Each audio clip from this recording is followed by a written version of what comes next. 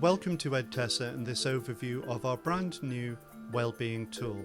To use the tool, you'll need to log in to the Edtesa website to access your subscription. If you haven't got a login, you can create one for free. Once you're on the site, if you click on your own image at the top there, that will take you to your account and then take you to an overview page which has all of your subscriptions all in one neat bundle. You can see I've subscribed to 3, but I'm interested in the Edtesa Wellbeing tool. The first screen you see gives you access to all of the tool's features. You can create surveys, you can generate results from those surveys, you can analyze reports, and you have a very comprehensive support section for you to be able to generate your interventions to. Let's start with the surveys. So here we can see all of the pre-populated surveys that we provide, but we're going to create our own. And we're going to manually select questions by ticking the top box. And this will take you to the framework itself. So we need a title for our survey. So we're just going to call this Staff Wellbeing Survey December 2021 so that we can reference it later on. We click Next. And we give a brief introduction to the survey. So here's something I prepared earlier. I'm just pasting it in here that introduces the survey too. By clicking on Next, we're then taken to choosing the questions. Now, Edtesa Wellbeing, based on the National Health Framework, which covers leadership and management. So how well you're doing as a leadership to developing your strategy, how well you communicated, how well the working environment is shaped for people to work in. Questions around your workforce's mental health, their physical health, and also how well you're offering advice and guidance to educate them towards a much better working lifestyle. So we're going to focus on mental health, and down here we've pre-populated a whole range of different and varied open and closed questions. We're just going to choose a few of those. So rate your mental health, have any compared to when you first started here, rate your stress levels, rate your confidence, and I think we'll just choose one more.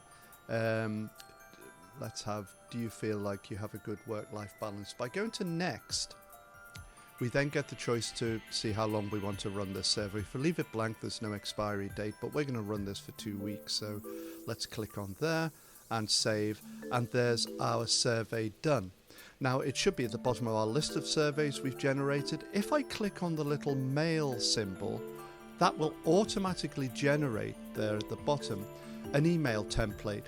And this is simply has your introduction, a quick link to the survey, and in the way you would for anything else, you just forwarded that across the distribution list that you want that email to go to.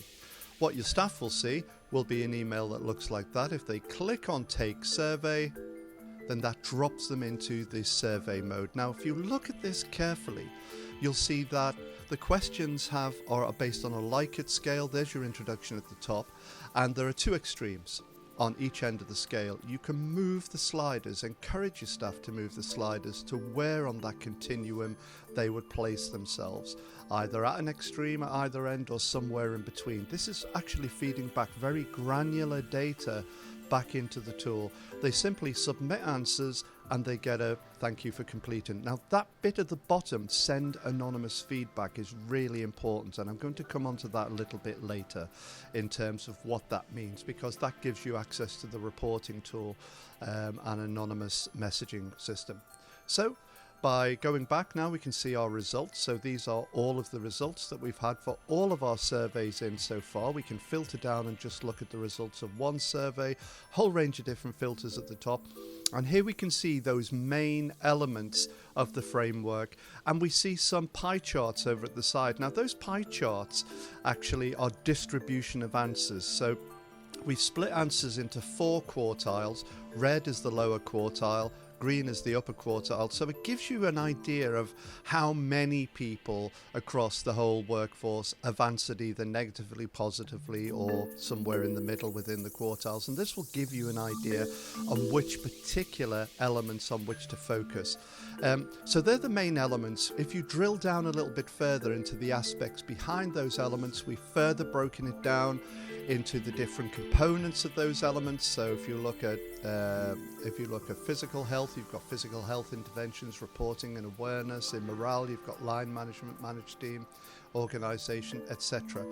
But you can actually dive in even deeper into here to actually focus down on individual questions that your workforce answered. And again, those pie charts over on the right hand side will give you an indication of perhaps the ones you might want to prioritize to be able to get the most effective results from. So this will allow you to focus on certain issues that perhaps you need to attend to with a certain amount of urgency. So if I look at personal well-being there, I can see some of them are fairly low. Some of the top ones around that personal well-being question seem relatively secure. I make my choices within this screen. So while this results layer is really important in helping you focus on those things that you need to prioritize, actually it's much more important to do something about them. So once you've identified those areas, if you go across and click on support, you're taken to a section of the tool in the Wellbeing Support articles that will allow you to focus down on the guidance that we've offered and curated from a whole range of different sources. So we've been looking at mental health. So I'm going to focus down and sort this stuff out through mental health. And in particular, I'm going to look at employee well-being, because that came up as a series of priorities for me. If I click on search, then it goes through the 200 plus curated articles and focuses down on that advice and guidance that's going to help you support people who are experience issues with mental health or managing or developing a strategy in the workplace. I'm going to choose that one, and you can see it will take you through. This happens to be one from the organization Mind, how to support staff who have mental health problems. So it pulls all of that resource into one place, and based on the evidence that you've generated from the surveys and based on your analysis of those results, you can actually use those outputs to go and source the advice and guidance for you to make the next steps. Of course, we talked about how you have direct conversations with people. And so I'm going to talk about our Anonymous Reports Manager in the next video. Thank you for listening.